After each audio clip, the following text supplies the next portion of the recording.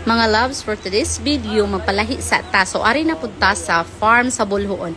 Ang DXB Farm. Yay! Where ang akong bana, o ang akong anak na adiri nagstay sa farm sa among auntie.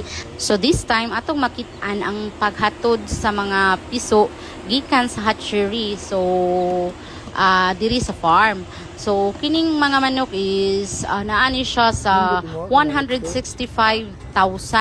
So, each dick or each sa kada dick sa building na siya 45,000 ka mga piso. So, actually dili na siya dayon ibutang sa dako kay nga space, murag magbutang na sa allocated space kay kanang gagmay pa man ang ato ang mga piso o mao ni siya day old.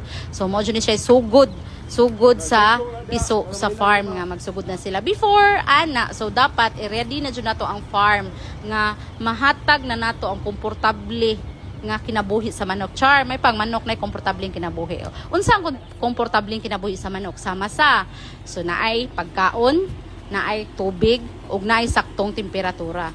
Dapat na jud siya proper care kay para dali mo dako ang ato ang mga manok. So atong mga manok, di ba, is naa lang siya 30 days so mo harvest na siya. Anyway guys, muhatag ko og update ani after 15 days nga unsa na inaw sa atong manok. So mao na din ni siya na distributed ng atong mga piso sa iyahang mga deck. So mao ning mga naong niya na kumpleto na siya na pagkaon na tubig. So kini di ang farm, ang DXB Farm. Disclaimer ha, dili na siya own namo kay daghang kay mangutana nga inyo haya ninyo oy namoy farm.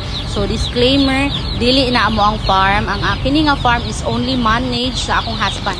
Owned ni siya sa among auntie Filiberta Mubarak sa Bulhoon, Cebu. So thank you kayo for watching guys. Until update ani nga mga manok. Thank you.